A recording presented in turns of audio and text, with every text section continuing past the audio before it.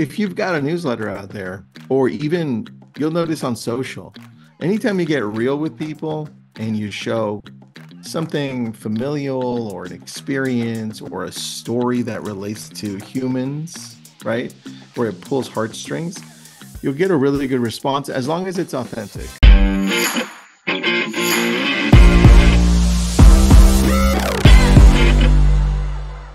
Tristan, at a time when we're talking about politics a lot, which we'll probably bring it up a little bit today because there is some relevance to social, but we're going to start with a very, what I would consider positive thing. And it derived from your email newsletter, which came over the weekend, which was a catchy headline, clickbaity headline that probably made people want to read it. I read it. I don't read all of your emails, but I read some of them. And I read it and it was powerful. I responded to you and you said, this one's getting a lot of engagement. And so I think it's really good to talk about this. A, if you have a newsletter, but B, this is so applicable to social strategy as well. So why don't you explain it and then let's talk about it. Yeah. So I've been running this newsletter since 2019, and I always test out to see what works better for our audience, and the audience is mixed. I've got business owners, real estate people, real estate world, some consumers in there. So I always try to mix up the message. A lot of the times it is real estate or business related, but every like 6 or 7 emails, I throw in a story. And this was one of them. I threw in a story about a husband losing a wife, and then it gets pretty emotional. I teared up when I first read it. I was like, "Oh, damn, this is powerful." And I thought, let's throw this in there because at the core of everything we're human first, right? And I think sometimes we forget that when we're trying to connect with our audience, the easiest way to connect with them is hit them with the human first. So if you've got a newsletter out there, or even you'll notice on social, anytime you get real with people and you show something familial or an experience or a story that relates to humans, right? Where it pulls heartstrings, you'll get a really good response as long as it's authentic. And this one was a story. It's not my story. It's the story I had heard earlier. And the response was pretty big. I've got a newsletter list of, I think we've got about 120,000 people in our newsletter. And we had a 40% open ratio, a little bit over 40% on this. Usually it's like 35, 36. That's a shit ton of people. So I was responding to emails all day, like just quick emails, like you responded, "Hey, this was good," or "Where'd you get this?" or what stuff like that. Mhm. Nothing negative, which is great because you and I also get the negative, right? Yeah. Do you get a lot of negative with email? I feel like, it's I don't know what the word is, Dude, I but got I got one this morning, man. really. I'm doing the virtual event today for a Brilliant Tribe.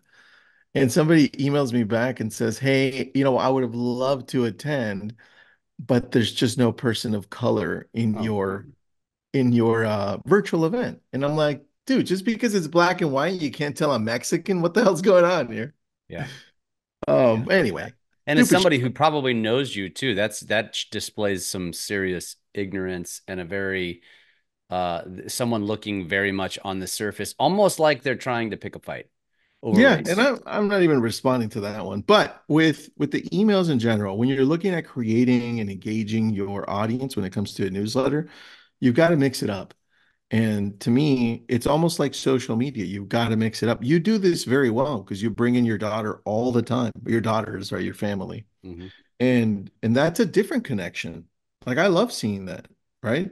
And you did that with the Tesla. That was kind of cool too, right? That's Yeah. personal. Hmm. That one did very well. By Yeah. the way, tree hugger, It's actually free funny. It tree hugger. didn't perform well from a viewership standpoint comparatively, but really well from a engagement standpoint.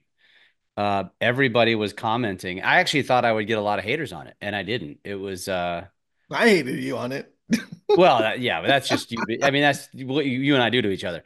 Um, That's just more Yeah, for our own humor, and because everybody knows us, I think make other people laugh. I usually get a lot of people laughing at my comments to your yeah, stuff. the best. Um, but yeah, it's interesting. It's interesting. And I also did it, and I brought that up to you in the email and the response, because what I want to do for our audience on this is tie this back. Now, if you have an email newsletter, like, just go steal what he did. Like, it's that simple. Like, go steal the story and post it. It's an interesting take, and you got me thinking as you were describing it, because my email newsletter is very specific.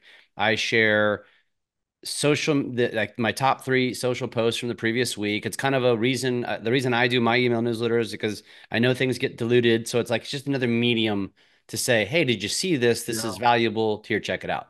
And you got me thinking, like, I don't really mix it up too often. Every once in a while I throw in a little story or something, and I try to be personal, but yeah, maybe I need to just like curveball people every once in a while.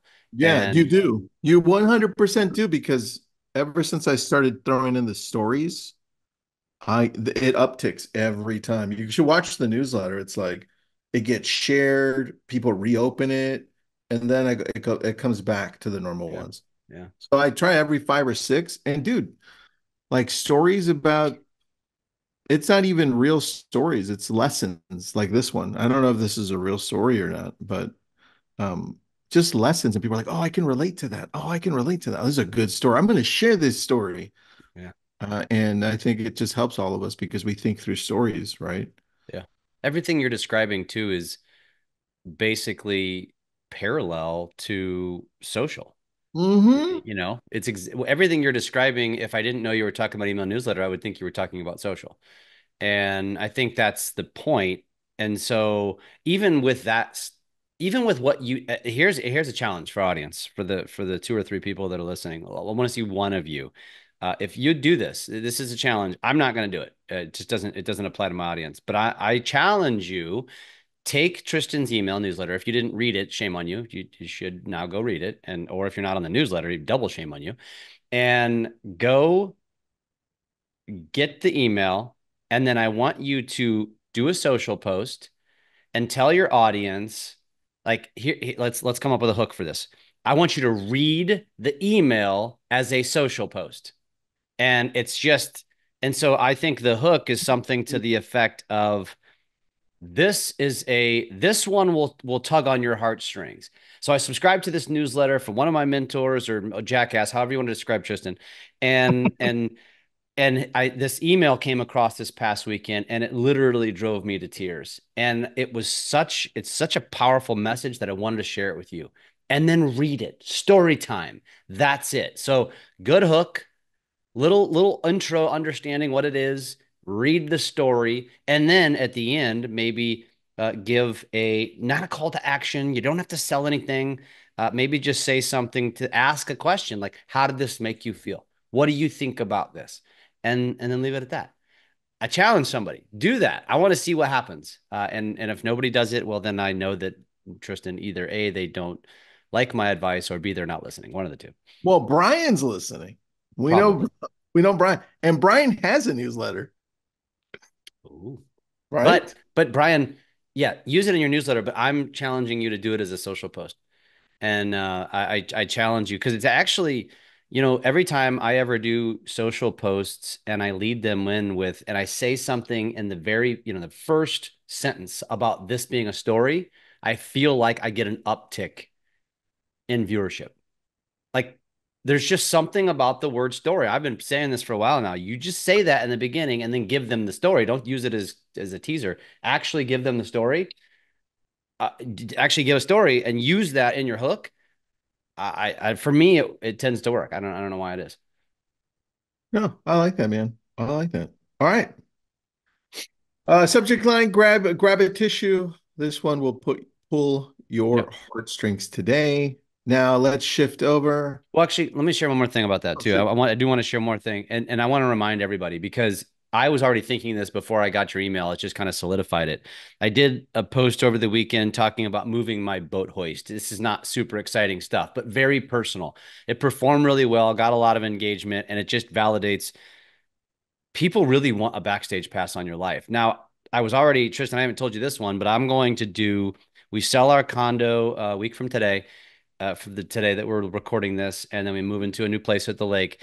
And I've already done like a highlight video of the condo to help sell it, right? But I'm Mhm. going to do a video that is I want to inspire people. I want to inspire people for two reasons. One, I want to inspire people to say like it'll resonate with people. I'm going to walk through my condo showing each room, and then in each room I'm going to do like a quick two or three stories about what memories that room invokes.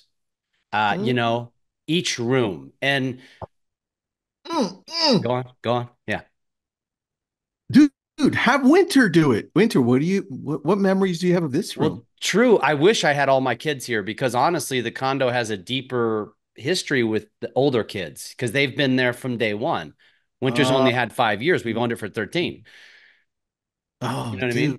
that's so I know. true. And so those are really the stories I want to tell. I really want to tell the stories like, this room reminds me of the summer my daughter spent at the lake working as a dock girl.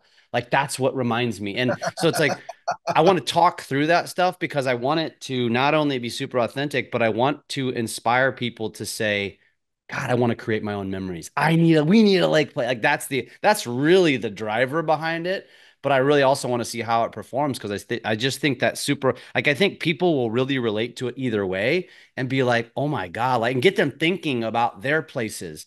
And that's kind of the idea is obviously I want to test, but I say that only because it hopefully inspires a lot of you to create other ideas. And I don't know how many agents do this, Tristan, and you've been selling real estate a long time, but like asking a seller when you're going to create content for them, if, hey, before I do this, I'd like to sit down and just talk to you about the memories you've created here. And if you're cool with it, I'd like to Mhm. share some of that in the video that I create. And I just think Not that stuff not would be many. so powerful. Not many, but that is one thing that we like to do. And dude, you doing that would be awesome. Yeah. I would love to see that. Is this going to be more of a long form video? No, I want to try to do it. Long relative to a short. So probably I'm thinking 2 to 3 minutes, but not long enough to be a YouTube video. So I think I'm just going to do it as a longer short. Well, Um, it goes along with that video you just did where you moved your I don't know what it's called, the boat a dock. boat lift or boat hoist. Yeah. Well, yeah, boat hoist. Yeah. When you move that had, dude, I watched the whole thing. That had a really good feeling to it. Like, oh, there's some emotion on. I Yeah. don't know if you planned on, but I felt emotional, and I don't even live over there, bro. Yeah. I'm like, oh, this is a big change for Jeff. It Interesting. is. You know what somebody mentioned too, because they commented, somebody messaged me and said they could feel they actually said that. They could feel the emotion. And I they could. said, I also noticed how you describe your boat as she.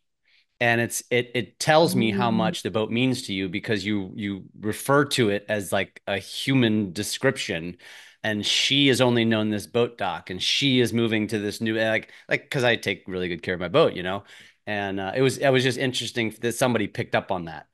And yeah, so yeah, I was gonna say in the comments, I was gonna say that Ozark sucks, but I thought it was inappropriate at that time. Oh, dude. Speaking of, I got a really good one that I recorded over the weekend. I'll tag you in it when I do it. But it's all I can tell you is this: it's the old video where you don't you want it. It's like a cliffhanger, and you're waiting for something to happen, and then Mhm. that comes up.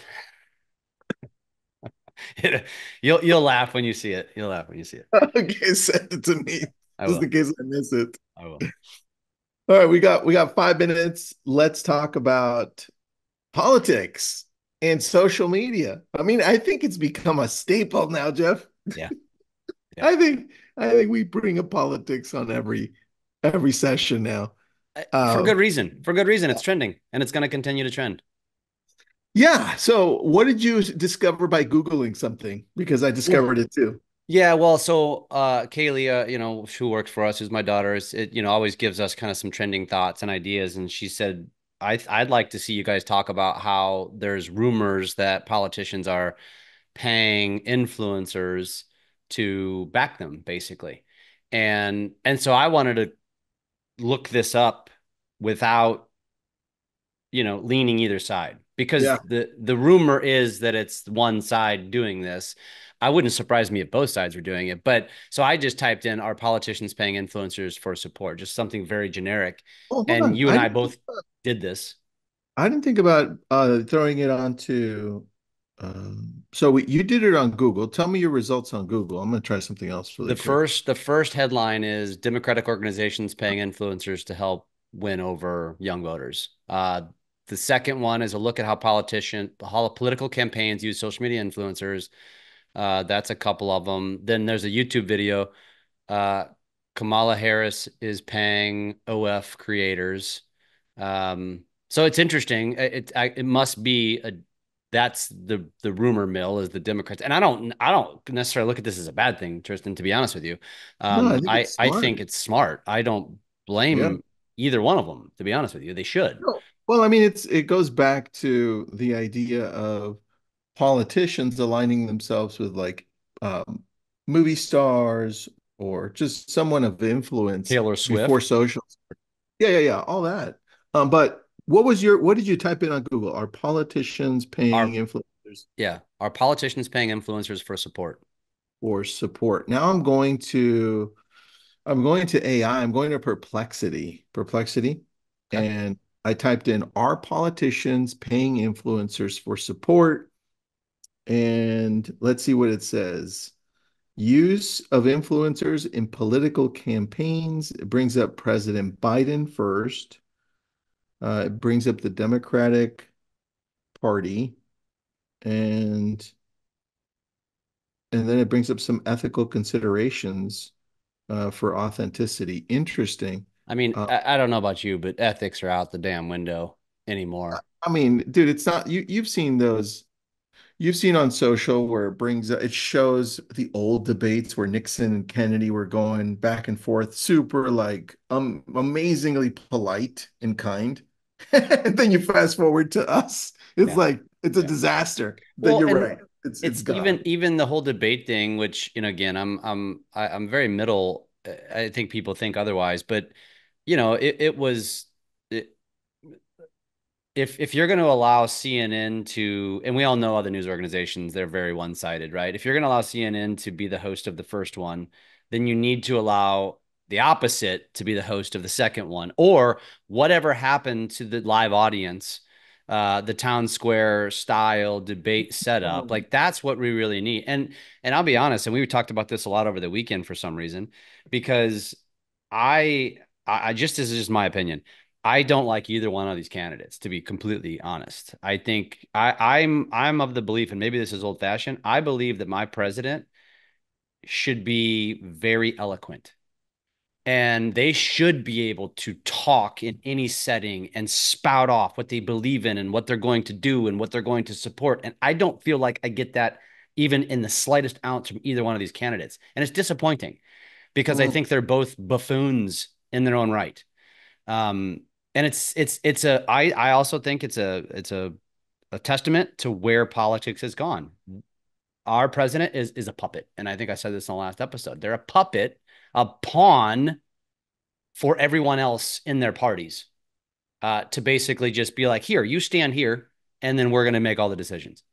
And so it's to me, that's just my opinion for what it's worth. I also hate all of the divide that it's created, but um, it makes me really want that Indian guy as an example of what a president should be. Like that dude, put him on any pulpit, anywhere, anytime, and he will debate, and he will debate eloquently and politely.